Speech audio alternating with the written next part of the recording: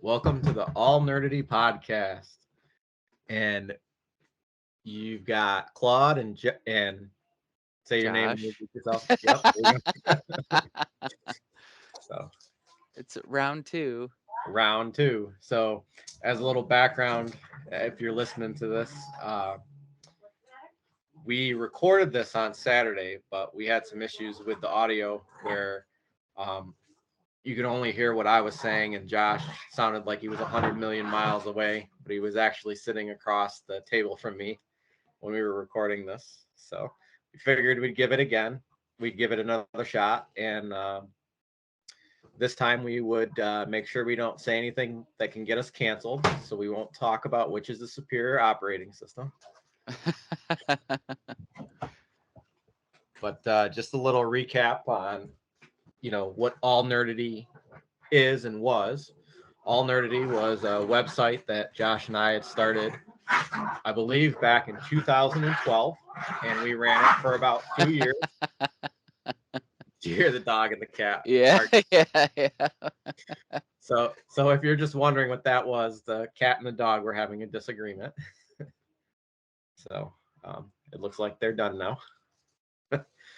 But we had started the website in 2012, and there were already a bunch of websites that were out there that were doing, nerd related content.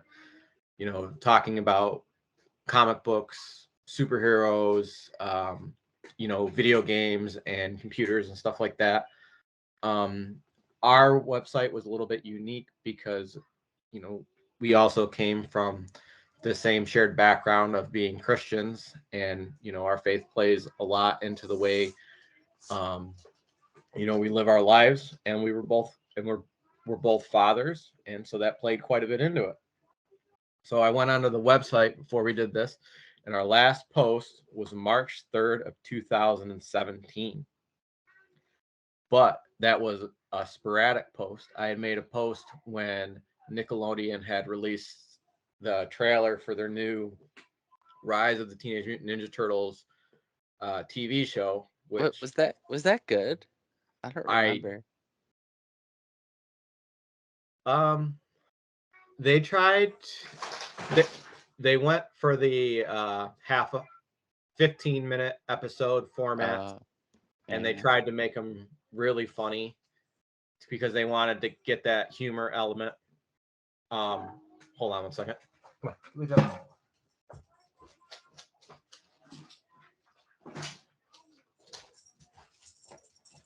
the dastardly dog knocked my bag over. He was so I had to stop him.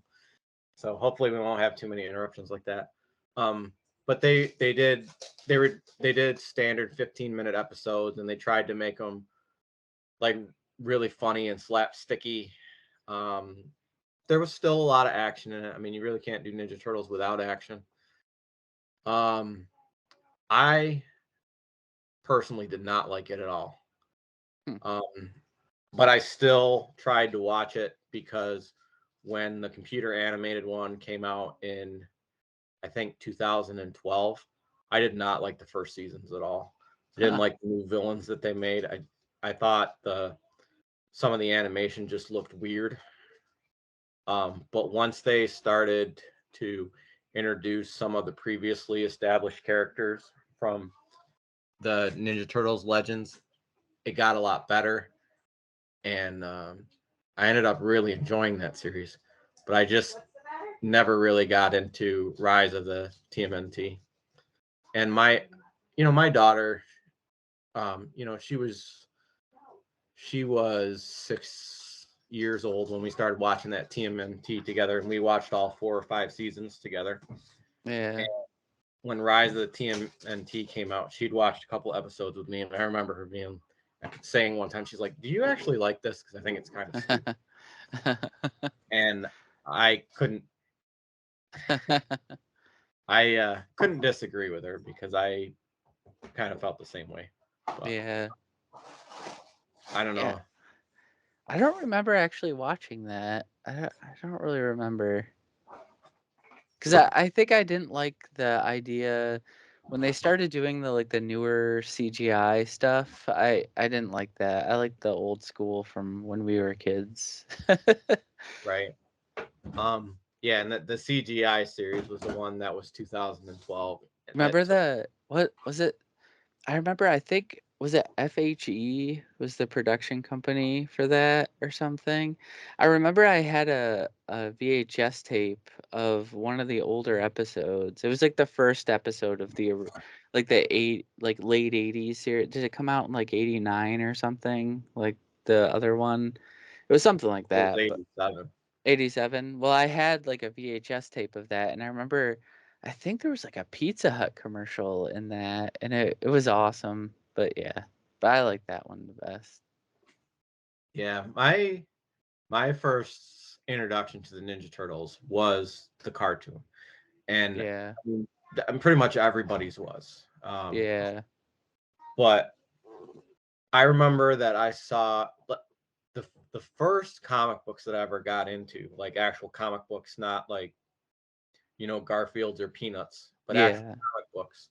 Was I was given a copy of Teenage Mutant Ninja Turtles #3, a reprint, and then Teenage Mutant Ninja Turtles #21, which was part 3 of the Return to New York storyline. And I really loved the #21. It was just, and it was more than 20 pages. It was like a larger issue, Huh. and like I just remember it being just nonstop action through the whole story, and I just loved it. I mean, they had all these tiny little panels with like blow by blow accounts of several different fights within it, and it was just really cool. Hmm. And, and then I remember I had finally seen the first 5 episodes, because the very first season of that cartoon, the original cartoon, was only 5 episodes because Hmm. they were testing the market. Yeah. And the only reason there was a cartoon is because they wanted to sell toys. Hmm. And I remember watching those first 5 episodes, and I remember them actually being less slapsticky, more action oriented, a little Oh bit more. yeah. Yeah. I actually like those episodes a lot. So I thought that was really cool. I mean, it's even before it even has like Bebop and Rocksteady as humans in it, Yep. which I thought was pretty interesting. You know, but yeah. So that was the last post, was when I posted something about Rise of the TMNT debuting, and but that was a sporadic post. And the last time we had posted regularly was in May 30th of 2014.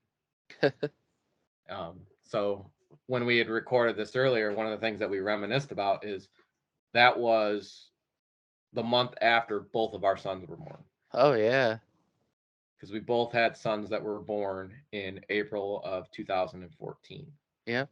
So we just had uh, other priorities at that time, and the site just wasn't a priority then. It didn't do anything for us in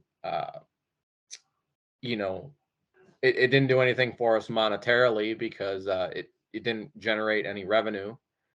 um the Google ad program that they had at the time relied on people clicking through their ads. But Yeah. And I that's mean, way different now.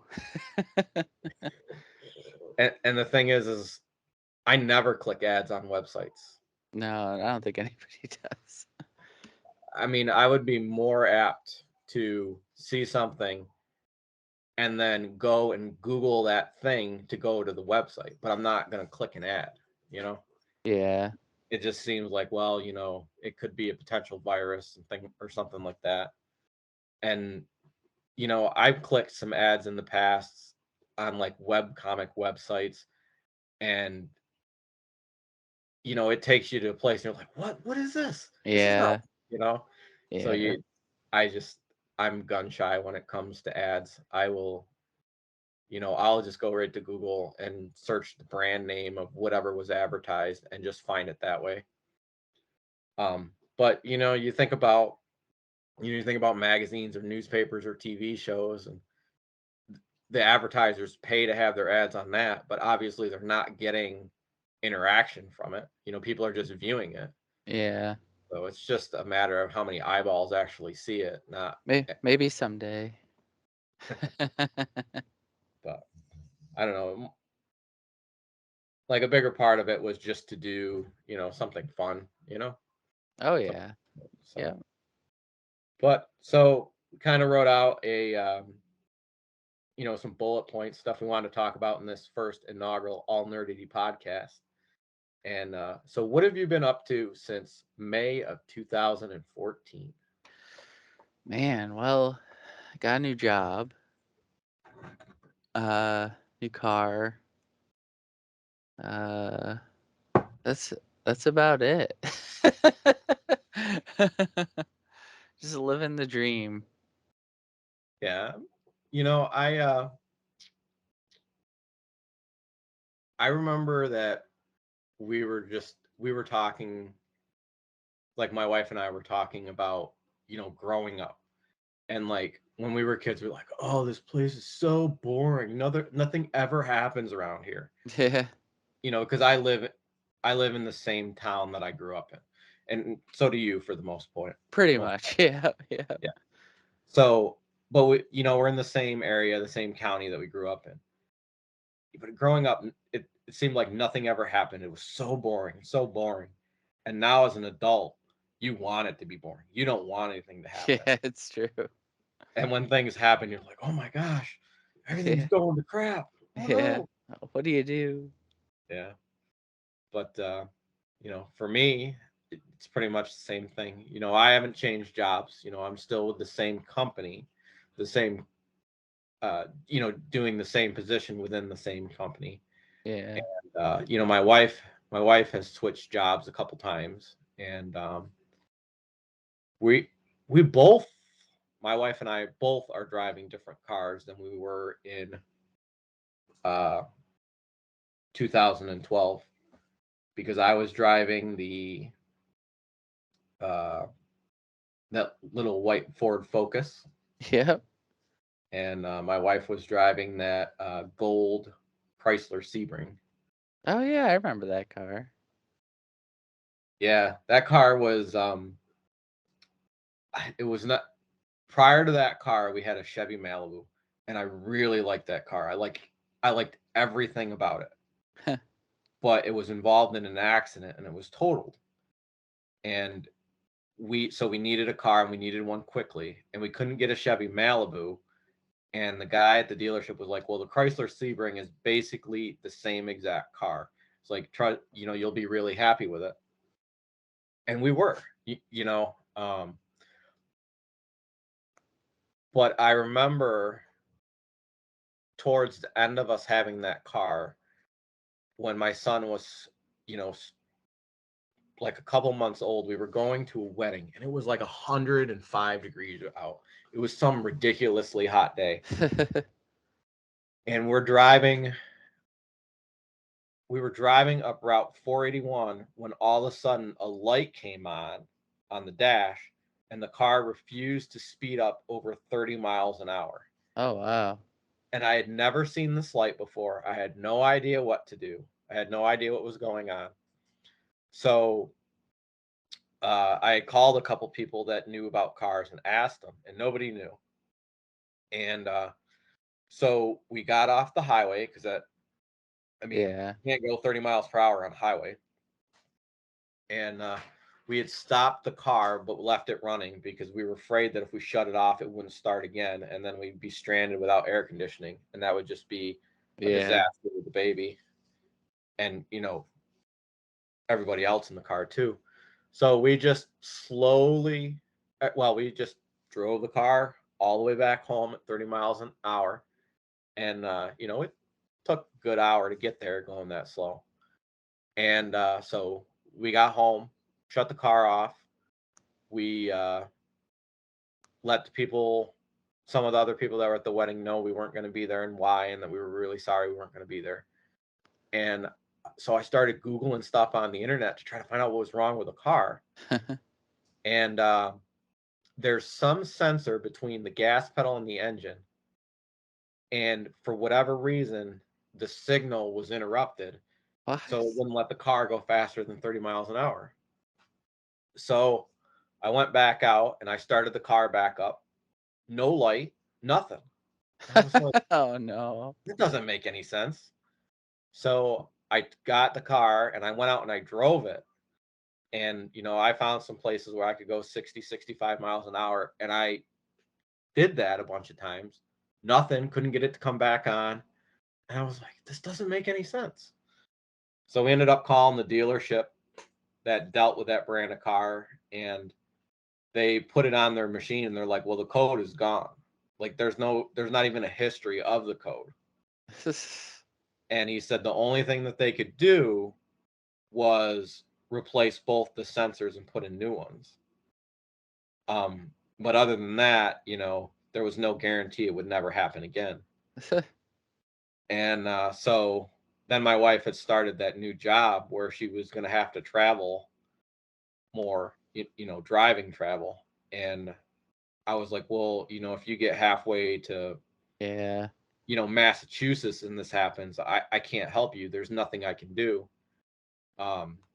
So we were either going to replace the vehicle or we were going to just pay the $600 and have all the sensors changed. Yeah.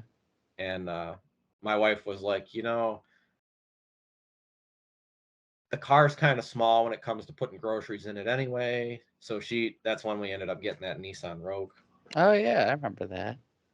But yeah, so she had that for a while, and then just last summer she got that Jeep Grand Cherokee. Yeah. Which is it's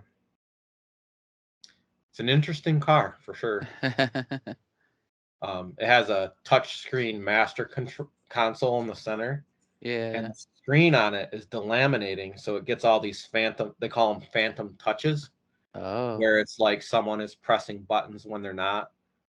So you'll be That's driving. that's not under warranty? So we're actually in the process of working with the dealership on that right now that we bought the car from, because we bought a fairly substantial warranty, Yeah. and they think that it should be covered, but they haven't gotten confirmation from the warranty yet that it is covered. And they've been trying to order a new console, but because of all the supply Oh, chain the chip issues, stuff. Yeah. yeah, they're really struggling to get one. Yeah. And I I feel like there should literally be a disabled touch screen and then just have like knobs and switches and stuff like that. Yeah. Yeah. Yeah. Because as we read into it some more, it's not unique to us. It's happening to a lot of people. Oh, okay. There's something fundamentally flawed with the material that they use in those screens. It's a known issue. It's on a bunch of car and GM forums, Jeep forums, and stuff like that. And so they're aware of the issue, but some of them had reported that it had gotten so bad that the screen just goes totally black. And I did ask the dealership, I said, is there a possibility that this could get so bad so that I could be stranded somewhere? And at first he was like, no. And then he got thinking about it and he's like, and he started thinking things through to their logical conclusions with it. And he said, Yeah. if it gets so bad that it can't even communicate with the engine anymore, then the engine will throw a code which will then prevent you from driving it. Oh man. So like there is a plausible worst case scenario where it gets so bad that the car doesn't even work anymore. That's crazy. But we definitely noticed that it's much worse when it's cold out and Yeah. you have to run the heat within the car. And I think it's because you're blasting the heat and it's coming out of the all the vents right around it. So it Yeah. probably causes some expansion and contraction, which accelerates the Yeah. the issue. Well, I don't know if it accelerates the issue or exaggerates the issue. It's probably the better way to describe it. Huh. But, I mean, that's pretty much what it's been, for us too, working, family stuff, things like that. Yeah. Yeah. Um, you know, I mean, outside of what we did on AllNerdity, I have my own blog that I do, claudewalrus.wordpress.com. And, I would post, comics occasionally on there like I did on AllNerdity. Mhm. And I had resurrected some characters that I had come up with in 2007. And I'd put them in a comic strip called Claudosaurus Rex. Yeah, there's actually a huge funny story and just tons and tons of inside jokes with that, that we'll have to talk about on here sometime, because so much of it is just inside jokes, and it always surprises me. Like, it always surprises me when people that don't know all the inside jokes can appreciate some of it too. Yeah. Yeah. Um, but so I was doing Claudosaurus Rex, and it was pretty sporadic that I was doing it. And then after COVID hit, I just kind of was like, I don't feel like doing comics anymore. And um, when I was working at, because my work was closed to us for probably 3 months, so we were working from home. And because I didn't have to get up, get ready to work, and then drive to work, I could literally get up and sit there in my pajamas and work. It didn't matter. Um, I started staying up till like midnight, 1 o'clock in the morning. And I just remember one day I saw this Garfield comic strip, because my son he thinks Garfield's really funny. So we were buying collections and reading through them. And I just remember one day I saw this Garfield comic strip, and I thought to myself, I was like, you know, you could kind of tweak this a little bit and make a funny joke about COVID. Well, I mean, nothing's really funny about COVID, but like you could make something funny about just kind of all the The situations around situation. it. Yeah. Yeah. Yeah, just try to like add some, just try to make it a little bit A ray nice. of light and Yeah. darkness. So basically, what I did is I took the character John Arbuckle, and Garfield isn't present in the strip, or Odie, but John has been, he's been in his house because he's quarantined, and begins to basically see another person, and it's basically another John Arbuckle. And he talks, he interacts with this character, and that I made these comic strips. And one of the fun little things that I did is I like, well, he can't look exactly like John Arbuckle. He's got to have a different color shirt. He's got to have different color hair. So I was like, well, what color hair should I give him? So I actually used the same color orange that they use for Garfield for the hair on the John that is the one that he's seeing. So it was funny because when I sampled, because I used Adobe Illustrator to do that, and I used an actual Garfield comic strip, sampled the color on Garfield, and then put it in his hair. And the orange in itself seems so obvious, but it doesn't really seem obvious when you're looking at the strip. It almost looks like it's just kind of like a light red color. But yeah, so I did the John Arbuckle strips, and I remember I did 10, and I remember like New York State was moving along, and I was like, oh, Cuomo's got this 4-step plan, and then after at step 4 we're going to be back to normal. And, Yeah. and then like as soon as we got to step 4, all the rules started changing. But I knew, I was like, when we get to step 4 and things go back to normal, I'm done with the strips, because we're done with COVID. We're over it. So I had ended it, And I had done some sporadic Clotosaurus Rex comic strips here and there. And I just remembered one day I was like, you know what? I want to do a comic strip, and I want to commit to doing one comic strip a week for an entire year. So 52 comic strips. And I was like, well, I don't really know how I'm going to be able to do that because I can't draw one every week, because I'm not drawing it with stylus, or drawing it with pen and paper and then scanning it in. I'm actually Yeah. drawing it by clicking a mouse and drawing lines and all that, and it just takes a long time to do it. So I came up with this idea of doing they call them constrained comic strips, where they'll repeat the same panels over and over again. Yeah. Yeah. Uh, So I basically came up with the idea that I would have 3 panels, and there would be these different variations of that panel. One would be with one character talking, and there's one with both characters talking. There's one with one character talking and the other one drinking coffee. Then another one that's a reverse of that, and then another one with them both drinking coffee at the same time. Yeah. And I did that, and then I would just put in the dialogue, and they'd just be talking back and forth. And the first panel has always just been a record player with a cover of an album on it that, I have always liked, or happened to have been listening to that week and thought was interesting.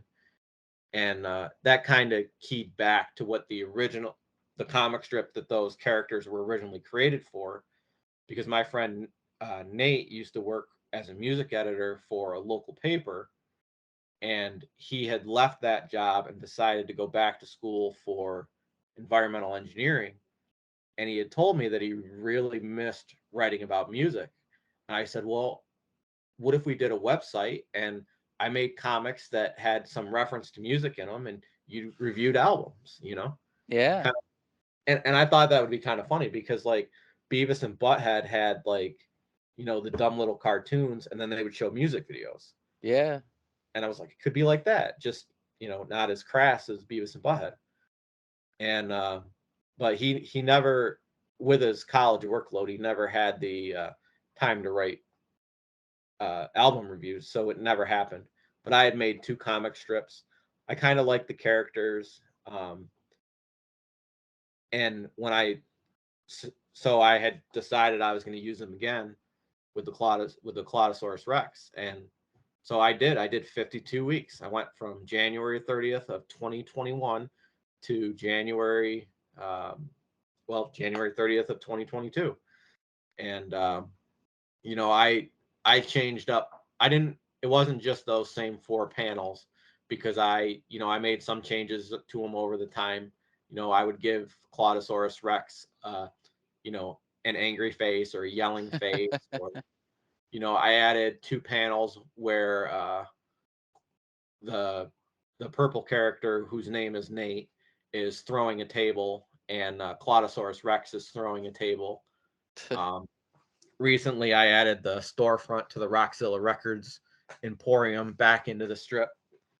Um, just it's kind of a cool comic strip, and you know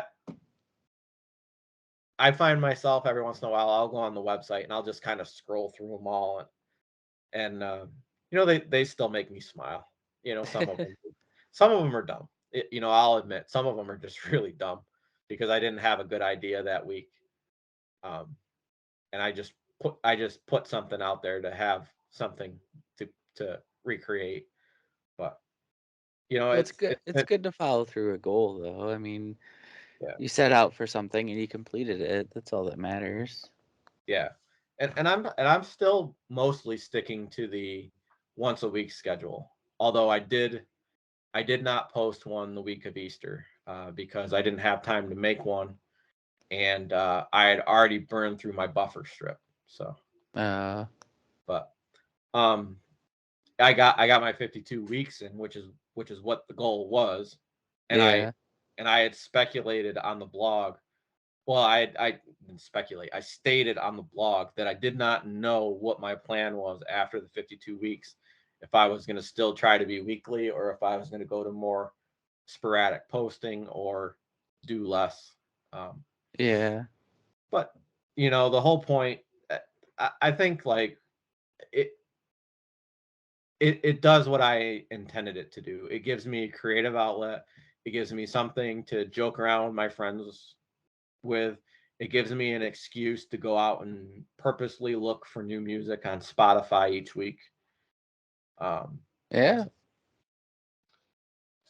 but that's pretty much what I've been up to: work, family, comics. So I I got into a lot of collecting over the pandemic. I know that. I since then, like I remember when it first started, I for some reason I got really obsessed with VHS tapes. I don't know why, but I think we went to like a I love thrift stores and like stuff like that and flea markets. I love them. And I'm kind of a pack rat. I probably have a problem. My wife will attest to that. And I know I'm getting better though. I'm getting rid of things, and I don't really have the room for the stuff that I ultimately want. So someday, um, but I don't remember what got me on it. All of a sudden, I think I had a couple VHS tapes, and I was like, "Holy cow! Like I don't have a VCR. Like I don't know why, but I don't have one." And I remember it really started because my aunt, it was her birthday coming up, and I'm horrible with family birthdays and stuff like that. Awful, like just terrible. And at the time, I had just started working from home, and I was going to my parents' house because we homeschool. And I was just like, if I'm in the house, like, I'm going to be a distraction to my wife teaching, and it's not going to work. So I was just like, so I asked my parents, can I set up like they have more than enough room at their house, and I was like, can I set up like a table like at your house? So, and they only live like 2 minutes down the road, so they said yes, so I set it up over there. And one day my mom was talking about, well, she asked me if I could convert a record to an MP3. She had like a record that she wanted me to convert. And I was like, yeah, I have all the stuff for that. And for some reason we got talking about my aunt and how she had this one album. It was a children's album. It was The Unicorn by like the Irish Rovers from the 70s. And huh, it was a children's album, and she loved it. Well, she ended up giving it to like somebody in our family years ago to convert it to MP3, and they never did it, and she never got the record back. So I'm like, you know what? Her birthday's coming up. That would be perfect. I could get that for her. So I went online and I found this Discog website where you can buy and sell like records and stuff. And I found it and I bought it, and I got it and I converted it and I mailed her the record and the CD. And I was like, that's so much fun. Like I'm gonna, I have a record collection, but um, I have the ones that I like, and I was just like, it'd be fun to collect records again. So I got on this big thing about collecting like VHSs and records and all this stuff. And but then I realized I didn't have a VCR. So then my grandparents still had a VCR, and they let me borrow theirs for a while. And for some reason, I could not find one at a thrift store, like anywhere. Could not find them. And then all of it, and at that time, I think, what it was is the thrift stores were all closed because of the pandemic. And I was like, how am I going to find a VCR? Well, one Sunday, it was like New York State, like Cuomo said, everything could open or something. It was like something like that. So I went to a thrift store and I found one. Well, I ended up with 9 of them. Like, I don't know, I got obsessed with them. So I got like all kinds of different ones, and I was repairing them and cleaning them and all this stuff. And since then, I think I only have 2 or 3 now. I ended up giving away some, and because they're only like $4. It's not like I spent a lot of money on them. And the one that the cool one that I have now is a recorder. It records DVDs and VHSs, and it's like a combo unit, and it has SDI in and out. It's really fancy. But I got really into that, and then I started collecting like old computers and stuff. But yeah, I really got into that since then. I know that, and cassette tapes, and oh, and I really wanted an 8-track player, and I had some 8 tracks that were my grandparents, but I didn't have a player. And one 8-track player I found on like Facebook Marketplace, and I went like I don't remember where I had to go, but I had to go in the boonies somewhere, like in the middle of nowhere. And I got it, and it was an old Sony combo unit, so it had the 8-track player and the record player, Oh wow. and supposedly it worked. So I was just like, "Oh, this is awesome." Well, when I got it, I didn't realize how big it was. It was like it's literally the size of like a computer desk. Not well, width, like it's Right. huge. And I was like, "Where am I gonna put this?" So I put it in storage, and I was like, "Well, I need something smaller." Well, some elderly couple in Rochester were selling one, and on Facebook Marketplace for like $20, and it was in like mint condition, like an old Pioneer or something. And I was just like, man, like I want that. And so, it was like the pandemic and everything, and I was like, let's take a road trip. So I drove all the way to Rochester with the family, and we picked up this 8-track player. So yeah, it was an interesting time. When I was growing up, we had this one neighbor that um, their house was on the edge of our farm lot, Mhm. and we had I had never experienced it, but my parents had, where the uh, the guy would go out and he would move the fence posts so that he could make his property larger and larger and larger. Jeez. And well, at one point he had just cut the fence and he just started driving like junk vehicles into the pasture and then putting the fence back up. Like, I don't know if he just didn't think that we wouldn't care or we wouldn't Yeah. say anything, but I remember one day I went up there and there was this it was like a Bronco or something like that, and it had been put out in the pasture, and I went in it and there was like all these 8-track players and cassette tapes, and I'm looking through them and I'm looking through them, and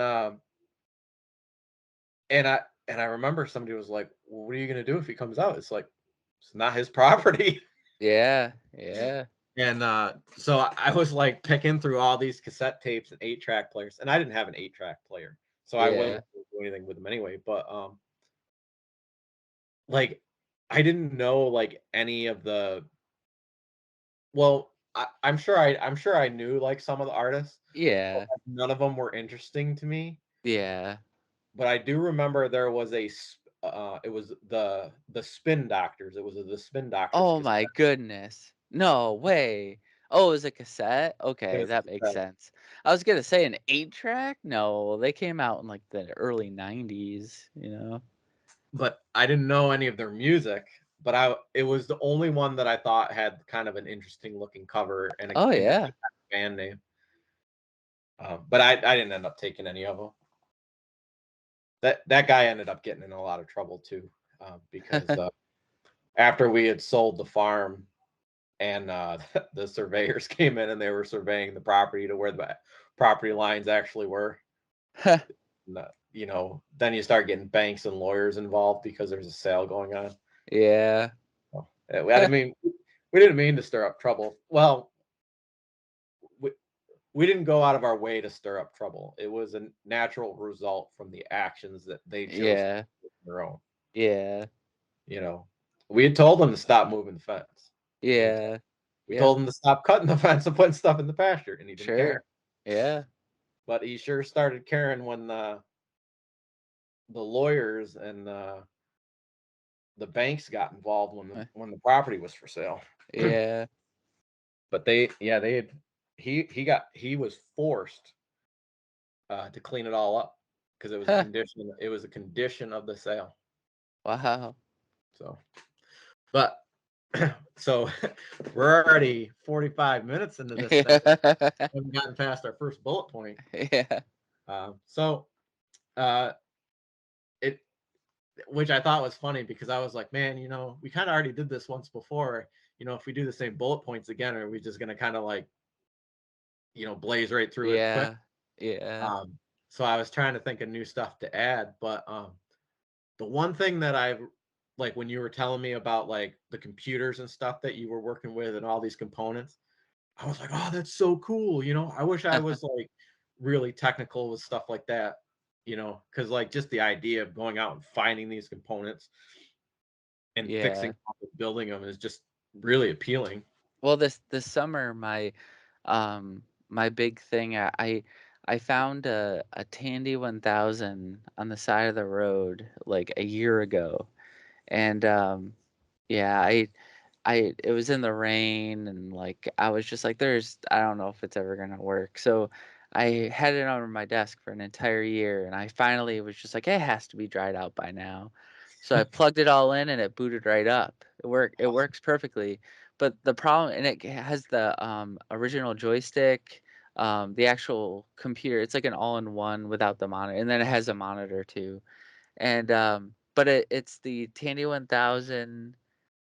I can't remember what model, but it's the one without a hard drive. So you need a 5 1/4 inch floppy, like with DOS, or there's Tandy DOS or whatever it is, for it to run, and I don't have it. So this summer, my holy grail piece is to find that and to find another 5 1/4 inch floppy drive. On eBay, they're crazy expensive, but where's the fun in that? Like, there's no fun in eBay. I mean, you could just go and buy it. I want to like find it at a flea market or something. I'm sure I'll find it somewhere. Yeah. Yeah. eBay is like one of those things where it's every once in a while you'll find something that's just it seems really cool. And Yeah, it's not like you went to a thrift store, and you were like digging through the back issues looking for things and yeah. get that reward of finding it and physically holding it in your Oh hand. yeah, yep, But like I really got into the idea of this old comic book called Cerebus. And I didn't have a ton of the comics, so I yeah, wasn't I wasn't very familiar with it, and I wanted to get some so that I could read it, yeah. because the creator of Cerebus, he's got some medical condition where he can't draw anymore. So he's making Cerebus ran for 300 issues, and the 300th issue ended with Cerebus dying. So the whole entire life of Cerebus was told. But now he's publishing these comic books called Cerebus in Hell, and he's basically like using Photoshop and using this artwork from these old classical painting prints Huh. and old Cerebus artwork, and he's mixing them together, and he's doing the kind of the constrained artwork thing where it's the same panel over and over Yeah, again, and he just changes the dialogue up. Some of it's funny, some of it isn't. I mean, I guess it really depends on your taste, but I understood it a lot better because I was doing the same thing with Claudosaurus Rex, so I got it. yeah, yeah. Um, so I really wanted to get into the Cerebus stuff, and I remember I had found this book on eBay, and I didn't know which volume it was, if it was like towards the beginning of the story or towards the end of the story, but it was going very, very, very cheap, and I was like, I'll bid $1 on it. Well, so I had bid on it, and then I had looked at the other items that the seller had, and I saw that he had another volume that looked really cool. And I asked him, I said, well, if I win this one and I buy another one and I win another one, will you combine the shipping so I only have to pay shipping once? He's like, oh yeah, definitely, definitely. Well, something happened and I never got back in to bid on the second book. And I remember that book that I had bid $1 on. Well, apparently there had been several other people watching it, and it uh, ended up going for like $20. And yeah, I was like, I'm not, I wasn't willing to pay $20 for it. yeah, I was willing to pay $5.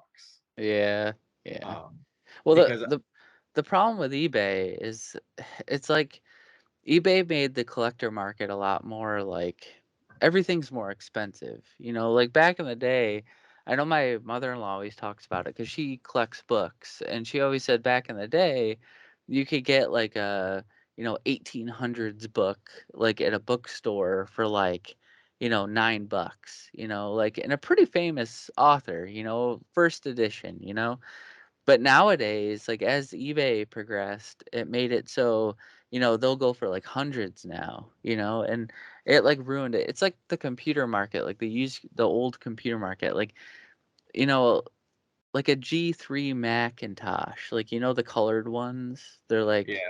blue and stuff.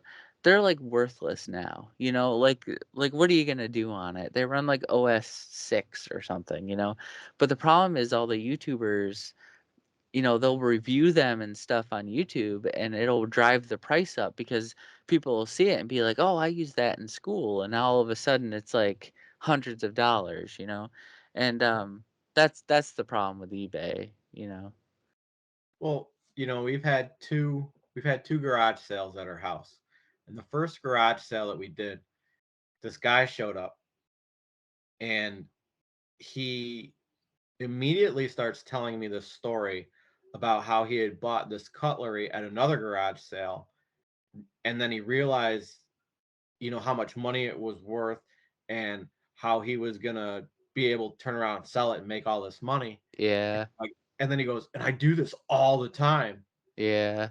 And I just kind of looked at him and I'm thinking to myself, I'm like, well, the price of anything that you want to buy here just automatically went up five Yeah, times. it's true. Yeah. And, and then I was like, I don't even know why you would tell me that. Yeah, but the Like problem is like you're that basically bragging. but the problem is if you were to price it at that, nobody would buy it. Like that's the weird part about that. Like people only go to garage sales and for the most part like Facebook Marketplace for a cheap deal. Like they like if you price it at what it's worth, no one's going to buy it. Unless you get somebody who's like specifically looking for that one thing. But if Right. you have like cutlery that's technically worth like $400 and you price it for $400, nobody's gonna buy it because, it's the people that resell it that are gonna buy it. So if you price it at $100, they'll buy it because they know they can make $300 on it. That that's what kicks me when I'm like, oh, I should, sell this online or, sell it at a garage sale. You're like, wait a minute, like if it's worth anything, somebody's gonna turn around and make more money off of it. And then you're like, nah, I'm gonna hold on to it. Well, I mean, I don't care who buys what I'm selling and what they do with it after they buy it. Yeah. I mean, and I don't even care if they see it, say I've put $5 on it and they'll be like, well, can I give you three? If Yeah. it's reasonable, I mean, sure, take it because it doesn't do me any good if it doesn't sell at all. It's But I true. mean, don't come in and like say there's a Brag to you. $200 snowblower and be Yeah. like, I'll give you $5. It's like Yeah, yeah. that's just an insult. Have you ever But seen the show Comic Book Men? yes, It's actually, not I anymore, but I but I I used to like that show quite a bit. yeah, but I always laughed because the Walt guy in it, somebody would come in with like this like He-Man statue, like original He-Man statue, and it goes for thousands, and he'll be like, well, what do you want for it? And the person will be like, oh, I was thinking of, $2,000. And he'll be like, I'll give you $20 for it. And you're like, what? Um, I get the whole you have to buy stuff at a discount and then turn around and resell it. Yeah. The show that explains all of that the best is really the Pawn Stars show. Yeah, yeah, it I mean, does. they're honest. They're like they'll be like, I can't give you what it's worth. I can't Yeah, resell they it. won't make any money. Yeah, Yeah. yeah, So, so I understand all that, but like when there'd be times when I would watch that show and I would get really frustrated because I would be like, because I would see these people come in, selling parts of their collection that really, really meant a lot to him. And he would do that. And I'd be like, if you're not going to make him a reasonable offer, don't. Just don't. yeah, yeah, You know, let him go to a different comic shop. yeah, yeah, But it does make me wonder, though, because these people walk in the store, they're filmed, they're going to be on TV. Mm-hmm. they're getting something from the producers of that show because they have to sign the contract to use their likeness. Yeah. You know, especially if they're on camera talking. I mean, if they're just standing in the store, they may have signed some slip when they come in that says that they were okay with being in the on the show. But Yeah.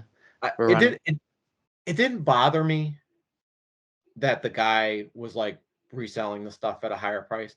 It just bothered me that he was bragging to me about it Yeah, because it's true. I didn't like go over there and like start a conversation with him. He came up to me and started bragging to me about it, and I didn't know the guy. And I was just Yeah. like, what are you doing, man?" Yeah. So All it right. was weird. We're running out of time, I guess. All right. So okay, so um all right. So definition of nerd and geek.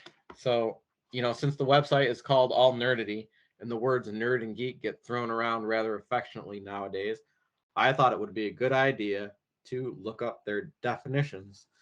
And I have the Merriam-Webster's Collegiate Dictionary 11th edition. And I bought this when I was in college, I believe. So it is 20 plus years old. Nerd, a creature in the children's book If I Ran the Zoo by Dr. Seuss, an unstylish, unattractive, or socially inept person, one slavishly devoted to intellectual or academic pursuits. And then it says computer. I like how it always says computer. Like, why? And then geek. Where is it? Geek. A carnival performer often billed as a wild man whose act usually includes biting the head off a live chicken or snake. A person often of an intellectual bent who is disliked. An enthusiast or expert, especially in technological fields or activity. Computer. I like how the Oxford Dictionary is says a nerd is a foolish or contemptible person who lacks social skills or is boringly studious.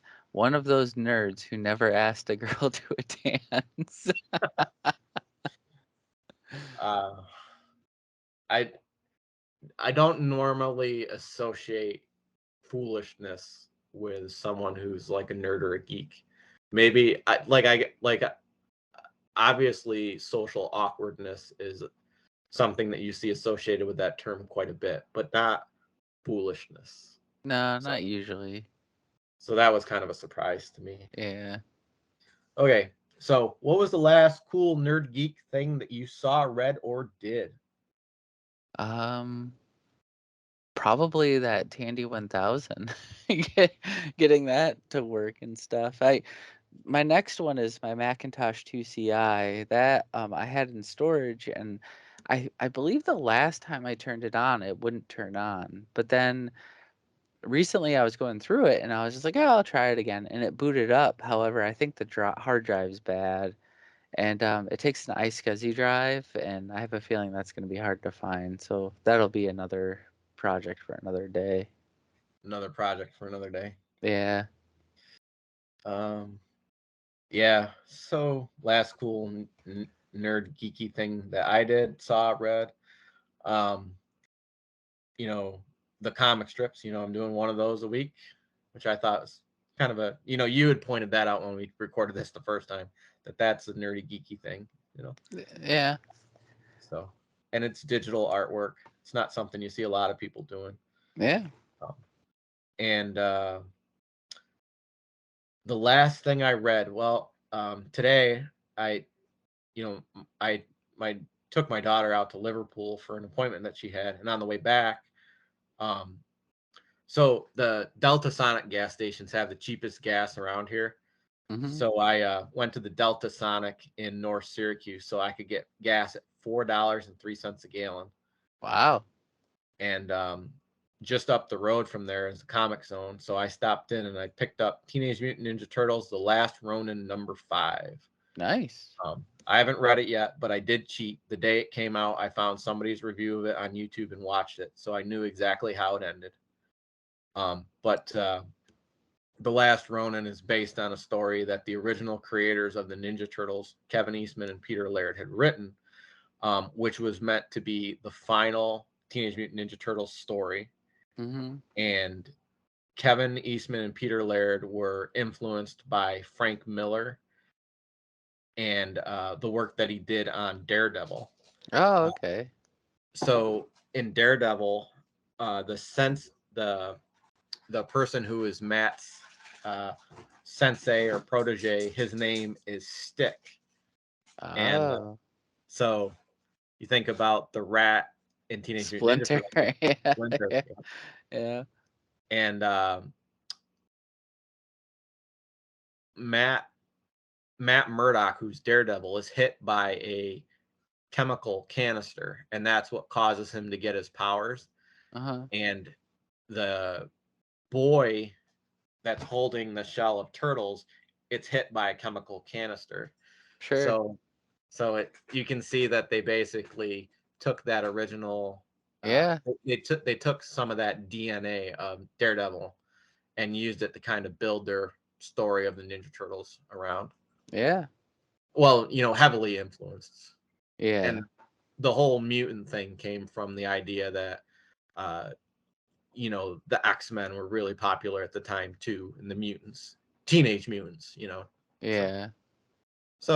it's a really cool story. Ninja Turtles has always been one of my favorite franchises, so I've enjoyed reading a lot of stuff about how Kevin and Eastman and Peter Laird created them, and how just they grew that franchise. And uh, they had to borrow money to print the very first issue, and they thought the first issue was going to be the only one they would ever publish, and that's why Shredder dies at the end of issue number 1, because they never assumed there would be an issue number 2. Huh.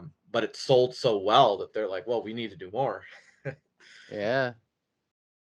um, but so I got that Ninja Turtles, The Last Ronin, and that whole storyline was meant to be based off another work that Frank Miller did called The Dark Knight Returns, which told a future Batman story, like several years in the future.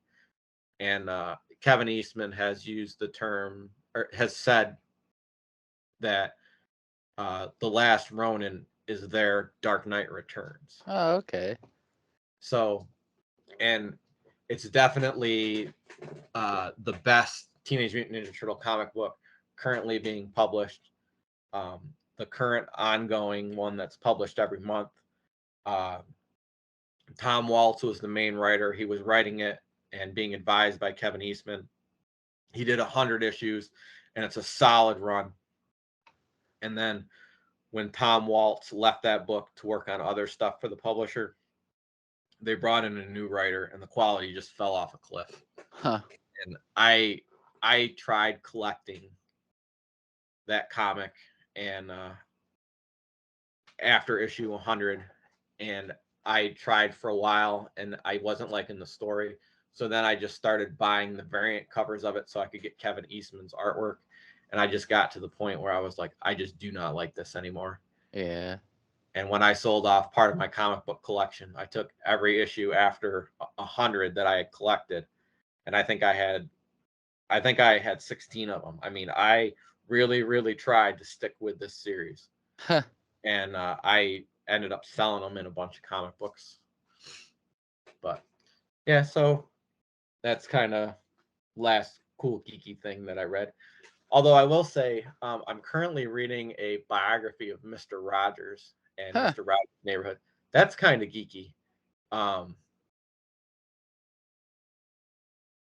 Miss Fred Rogers is that guy.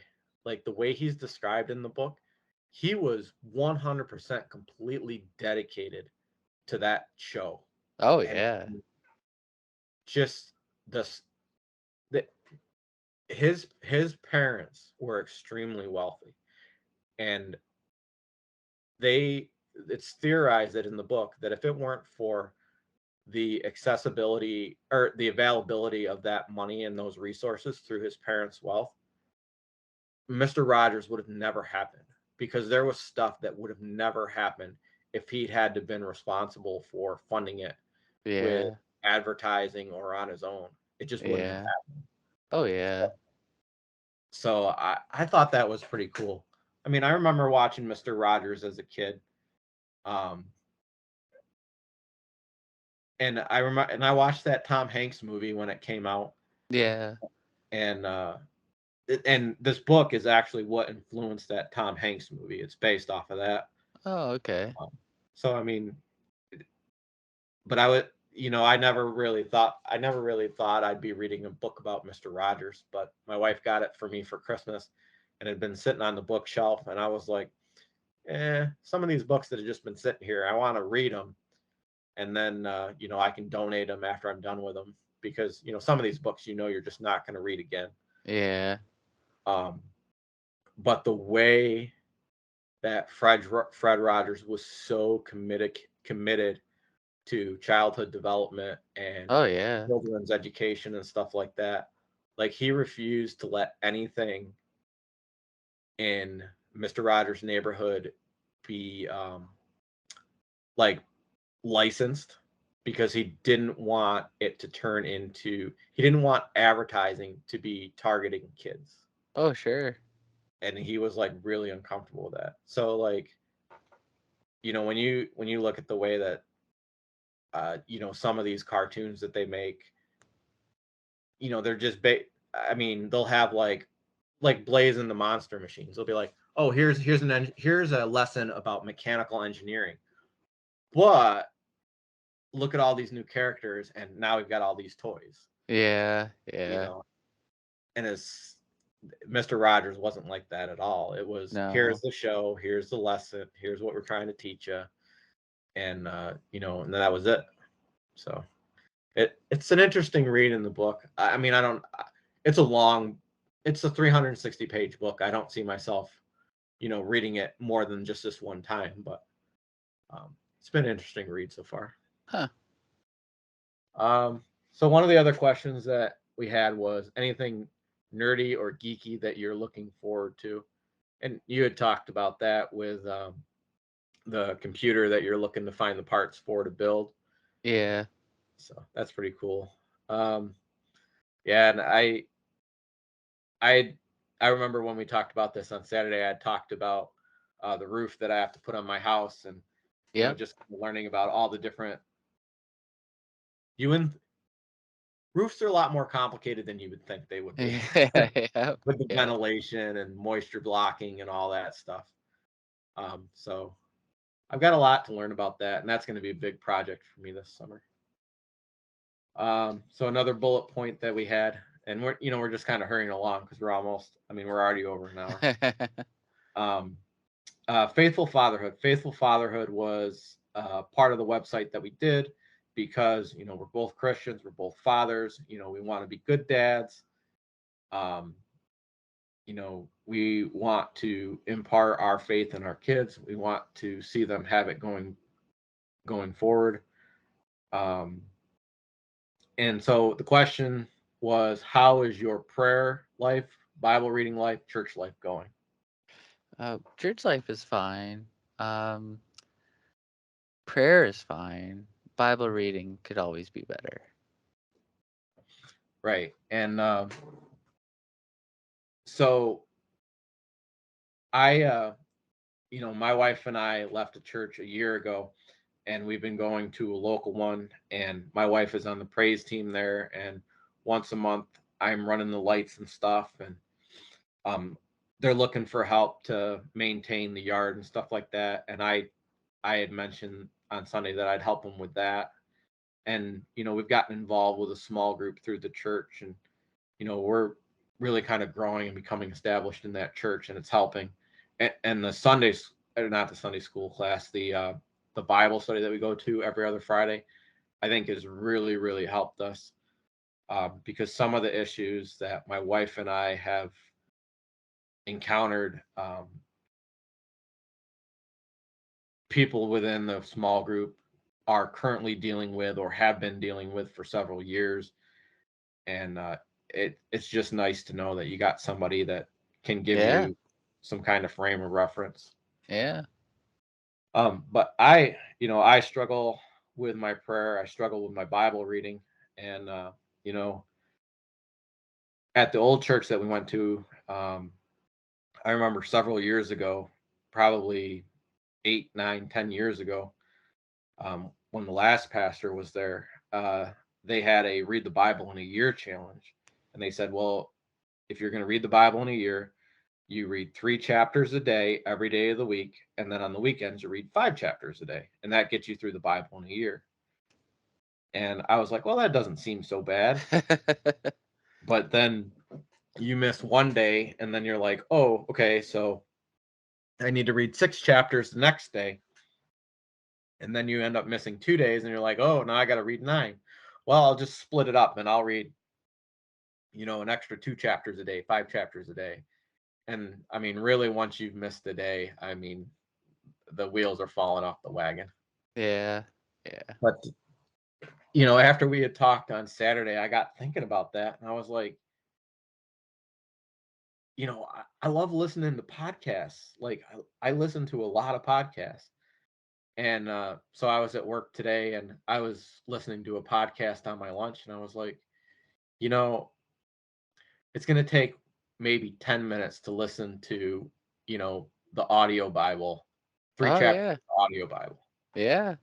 So I put it on and I ended up listening to 7 chapters of Second Chronicles today. Huh. And it's a little different listening to it as opposed to reading it. So I actually ended up listening to it while having the website open so I could kind of scroll through it. Yeah. Um, so I've tried doing that before with a tablet where I would have the tablet and have it read it to me while I'd scroll through it and listen to it through headphones. But I think I'm going to try to give that like a shot, an even better shot. Yeah. But one of the things that, I've always struggled with prayer. And it was weird because so there's a local channel called Mars Hill Network. That's a Christian station, and they air this program called Adventures in Odyssey, and they were talking about prayer. And you know, it says, why pray to God if God knows everything that you need before you even ask? And Adventures in Odyssey is this children's show that's a dramatization of this little town called Odyssey, and the people in it and little adventures and moral lessons and faith and stuff like that. Um, and kind of what I got from that one episode was, why do you need to pray if God knows everything before you need to ask? And He wants you to be humble enough to ask. He doesn't want your grocery list of prayers either. He wants an honest conversation with you. And that kind of got me thinking, is maybe that's why God always seems to start working in some people's lives after they hit rock bottom, because that's the first time that they've actually been humble enough to ask God for help, and the Yeah. first Makes time we're sense. actually honest with them. Yeah. So uh, normally if Adventures in Odyssey is on, I'll usually change the channel or something like that, unless the kids are in the car, because it's like I don't really want to listen to a kids show. Yeah. And the kids weren't in the car when I had that on, and I just listened to it, and I was like, that's pretty cool. Yeah. That's a pretty good lesson. Um, so one of the things that we never really talked about is, what exactly did we want this podcast to be?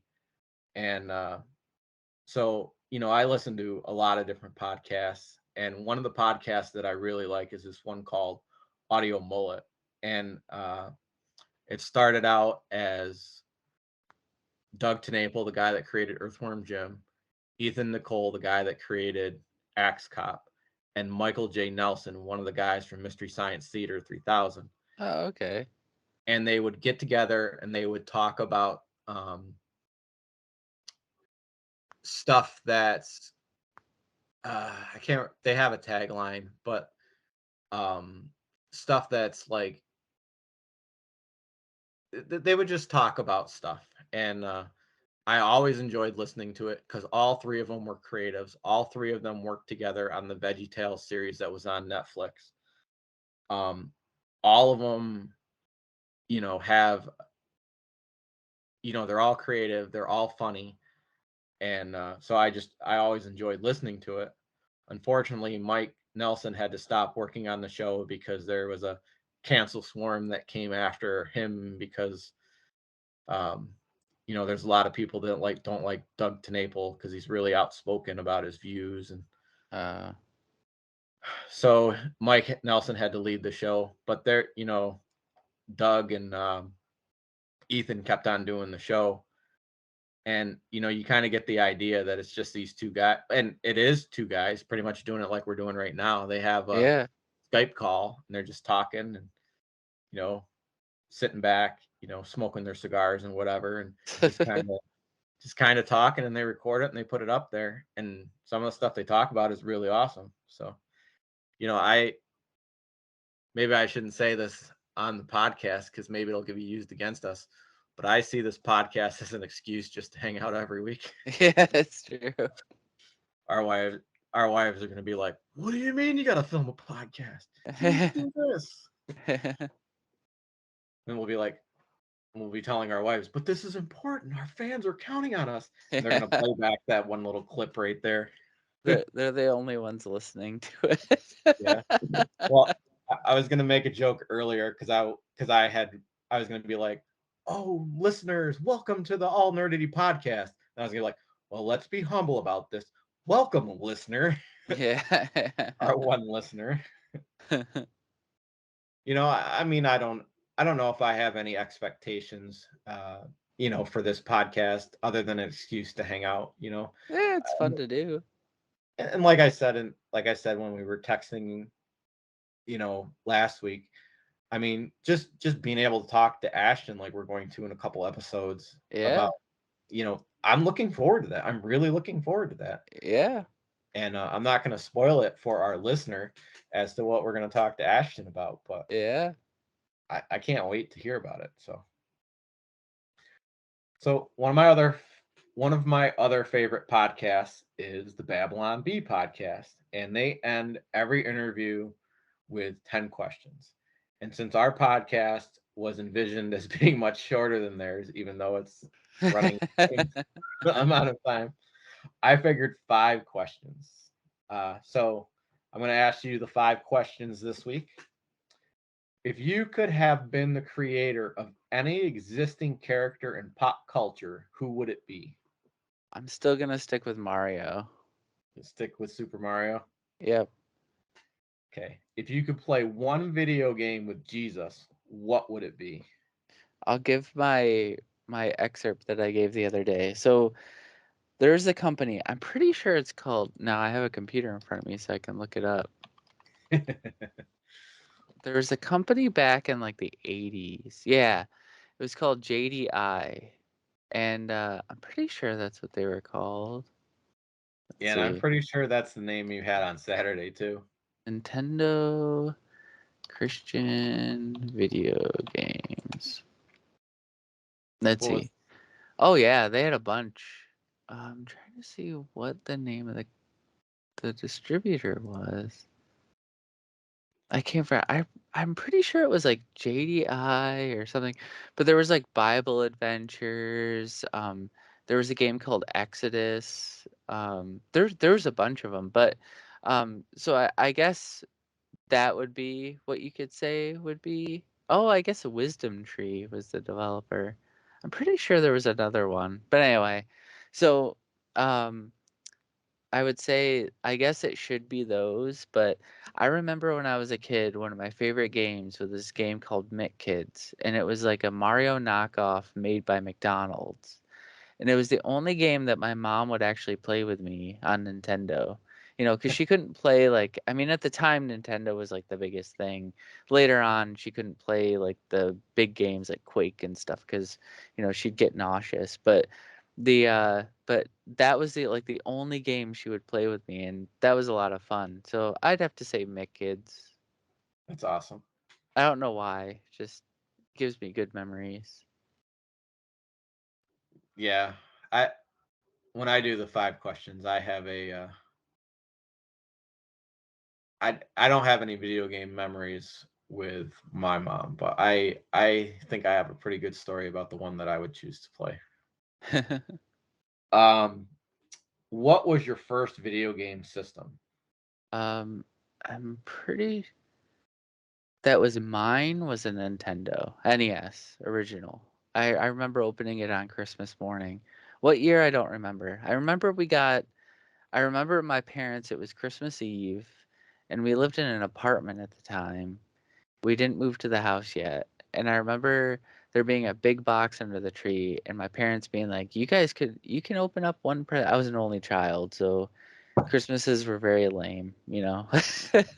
But I remember, oh wow, all those Christian games are on Steam now. Huh.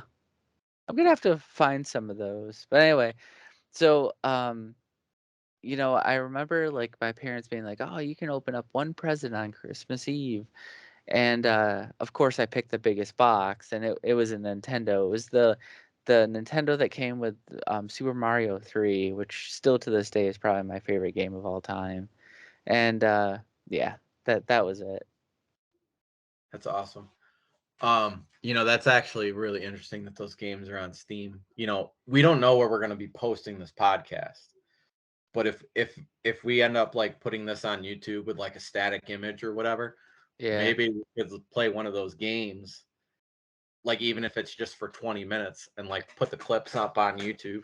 We could do like a Twitch stream, or well, you can stream it on YouTube, of playing the game somehow. Well, we could figure it out. It's on DOSBox too. I could find the ROM somewhere. I- I'm sure it would be fun just to play those old video games. Yeah, yeah, I bet they're fun.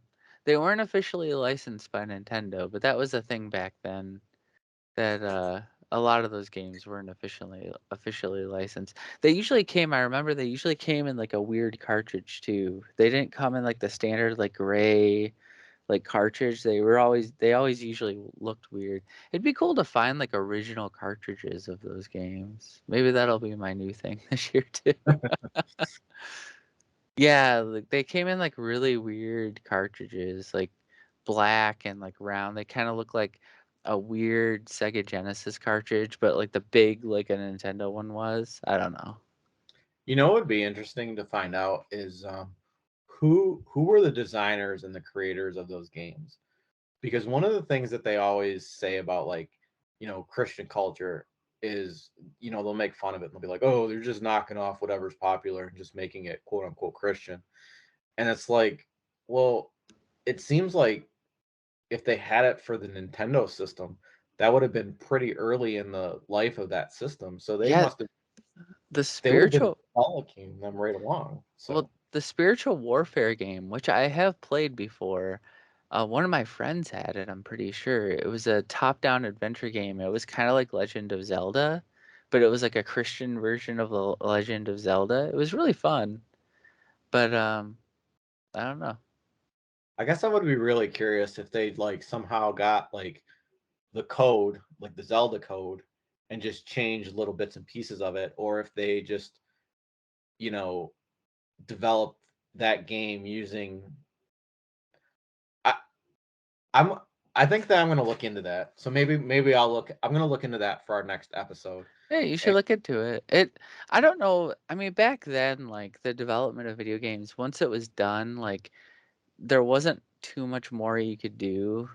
So I'm sure they copied some of it, like Mick Kids with Mario. It's pretty copied. Like the same interactions and stuff you have with sprites. That it's pretty much the same.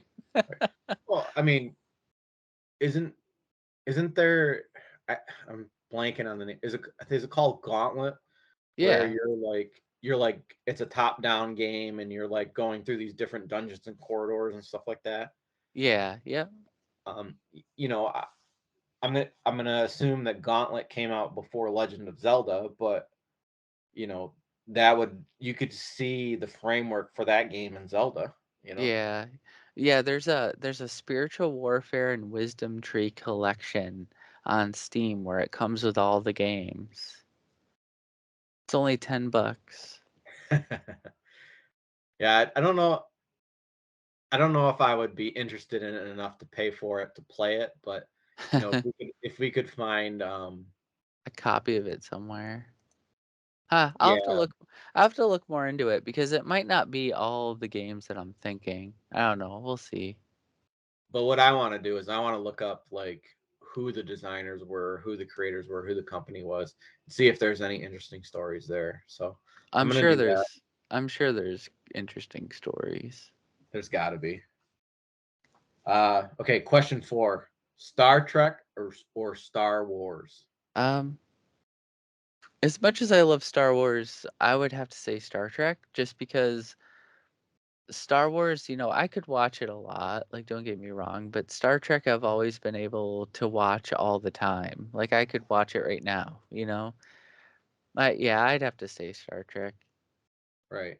Yeah, and I think one of the things that we kind of hit on when we recorded this the first time is that like, Star Wars for so long had primarily been the movies. Yeah. And the movies specifically told one story. Yeah. Yep. Whereas the Star Trek had the first series, the original series, and then it had Next Generation. And I mean, my answer to that is going to be Star Trek because Yeah. I have fond memories of the Next Generation.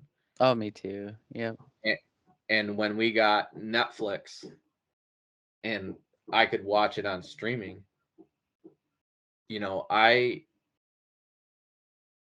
I I didn't remember a ton from the episodes that I watched growing up, but I just remembered being so infatuated with it. Oh yeah. My dad at one time he had bought me this so there was one point in my life where I was convinced that I was going to grow up and I was going to be a writer for Star Trek The Next Generation, which is incredibly short-sighted because that show would have had to have like 20, 30 plus consecutive seasons on the air. Have you ever watched the Have you ever watched the YouTube video?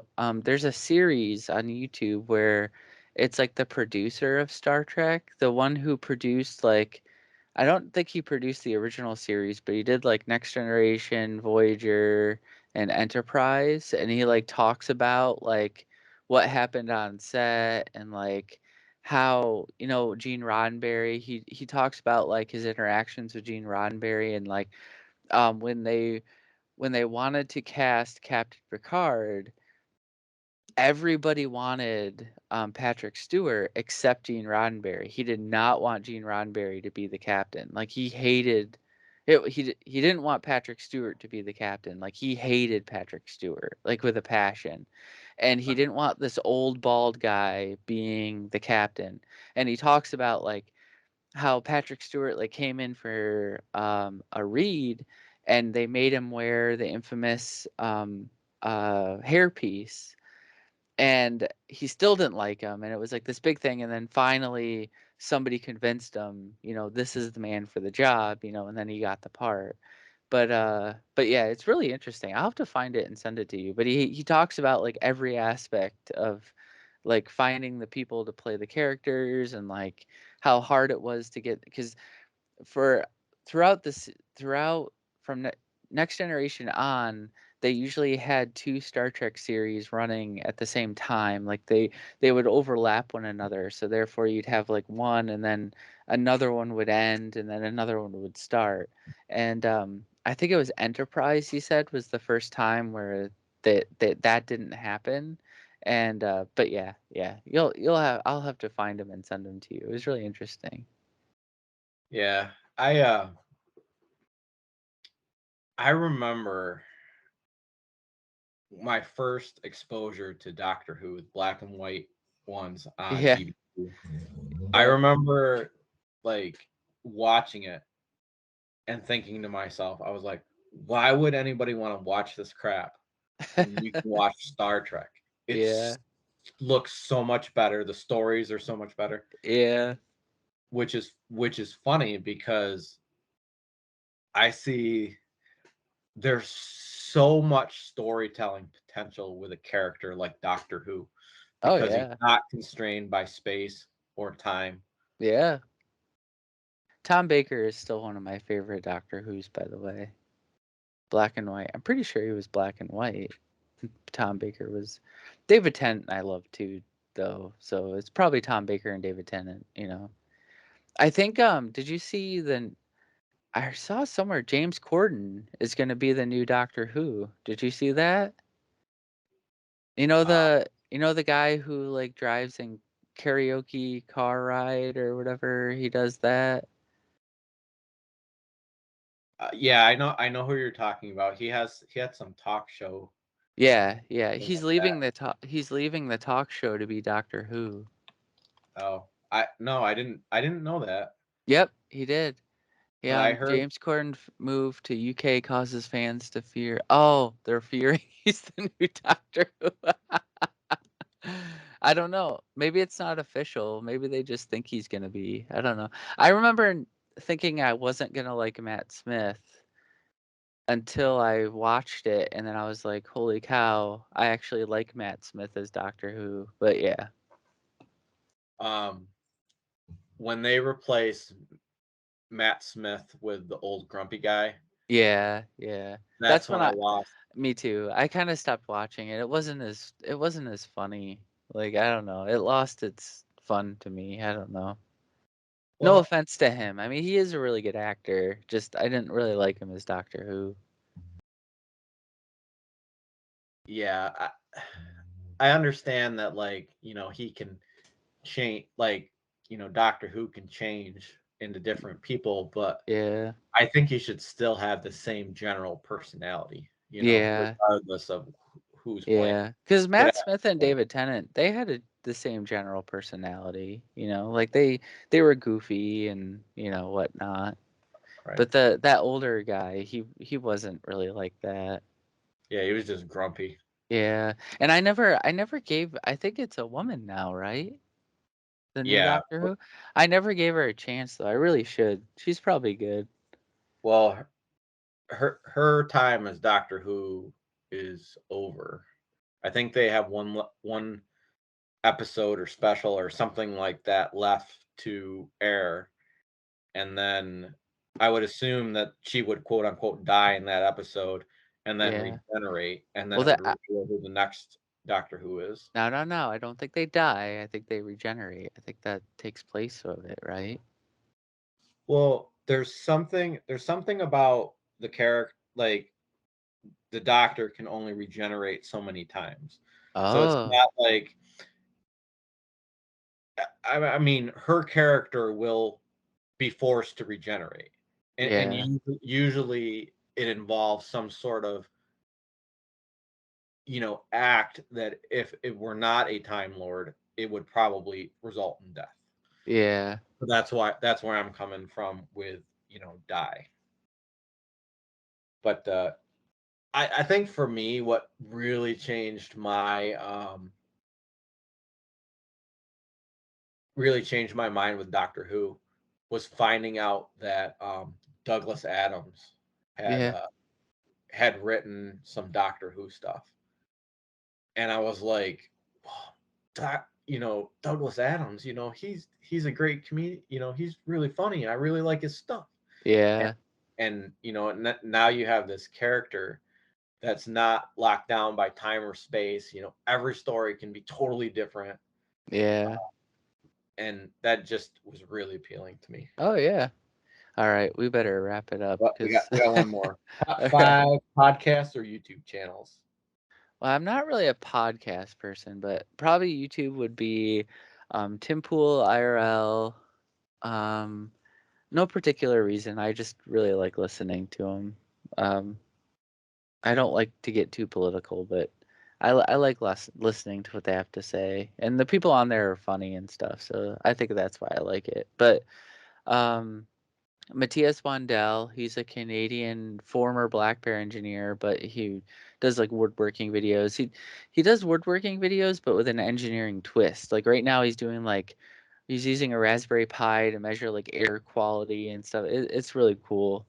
Um, LGR, Lazy Game Reviews. I like his food channel is really good. LGR Foods. I don't know. He makes like fancy sandwiches and it's really entertaining. Um, I like. I can look it up now. I couldn't remember the one that I really like. He repairs like electronics. Ultimately, he's the one who got me really into like fixing my own VCRs. 12 volts vids. That's it. 12 volts vids. He's a Canadian YouTuber that makes really good stuff. And I'm trying to see who else. Yeah, that's probably it. I mean, I used to be a big fan of Brave Wilderness with Coyote Peterson. That was really good. The kids loved it, but his channel's really changed. He got kind of famous, so he's not really doing a lot. I think he has a TV show now. So and Cathode Ray Dude, because I like the name, and he does like electronic stuff. That's awesome. Yeah, Coyote Peterson has his own TV show. I think Colton was watching it for a little while, and I remember there was one episode where they find this massive snapping turtle, Yeah. and he has to jump down into the water on top of the turtle, grab its shell, and like pull it out on land. And I remember thinking to myself that I understand that Peterson is kind of like this, daredevil in that regards, but I just remember thinking that that was really dumb because if he hadn't caught it, I mean that thing could have killed him. Yeah, Uh, yeah, I mean, it was this massive, massive snapping turtle. yeah, Um, yeah, but I, uh, I don't know. I'm uneasy around animals that can kill me very easily. yeah. I've So always had a ask my wife. I've always had a huge fear of cows. It sounds so stupid, but they just seem so like and horses or cows, like anything big like that, I've always had a fear of. And I think it's just I'm afraid they're gonna like trample me or something. Because I haven't been around many cows in my life, but horses I have. And I remember my mom made me take riding lessons when I was a kid, and I was okay until they started doing this thing where you're on like a lead and a rope and you go in a circle and you go really fast, and I was terrified, and that's when I stopped riding lessons because I was like there's no way. Like, and of course they put me on the biggest horse they had, and it was just awful. I hated it. yeah, you can probably have my wife on as a guest sometime, and she can Yeah. tell us all the stories you want to hear about horses. No, no thanks. But it's called the lunge line when they do that. Um, uh but I grew up on a dairy farm, and you know, I when we had the dairy farm, I had never been chased or anything like that by a cow. But prior to us starting the website, I had worked part time Oh, yeah, the at other that farm, local yeah. farm, and and they had this one cow, and I don't know what its problem was, but I was I was cleaning the stanchions, and I happened to walk by, and the cow just headbutted me right in the knee, Huh. and I was like, "What in the world?" And I mean, I was all right. I walked away; it was no big deal. But I was just like, "Why would it do that? I didn't do anything to it. I just, Yeah. you know." And so I mentioned it to some of the other people that worked there, and the one guy said, "Like, oh yeah, well, you need to be really careful of that cow, because if it decides it wants to headbutt you, it's going to headbutt you." And I was like, "Well, what do you mean?" Well, I found like that cow had some people that it liked, and other people it didn't like, and I mean, there were a couple times when it tried to go after me. So we would get it to go in its stanchion where you had to where it would eat and sleep and all that. And I remember that I mean, I just had to try to figure out to outsmart it. So if it wanted to chase me, that's fine, chase me, and it just run in its stall and jump over the thing. And well, you can't jump over it. So once you're there, you're there. But Huh. you had to be aware of where it was.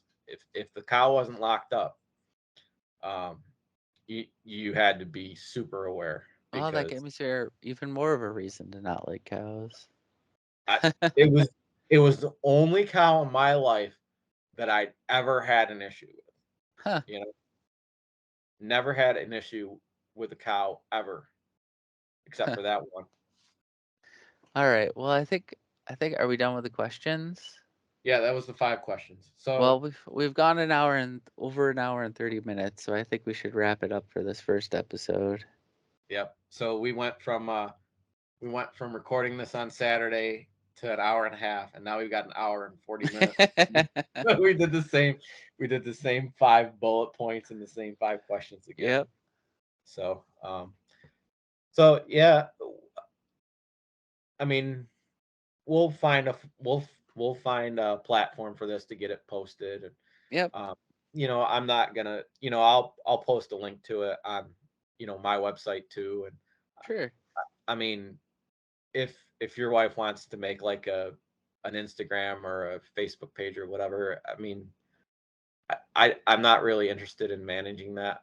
I mean, like I said, I my whole purpose for wanting to do this is just to hang out and talk to Yeah. your son about that book. We'll figure out something.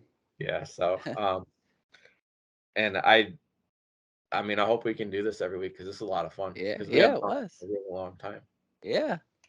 All So right. Well, I guess I guess that's our first all nerdity wrap up, and I guess we'll talk next week. we will. Yeah. Bye-bye. Yeah. Bye.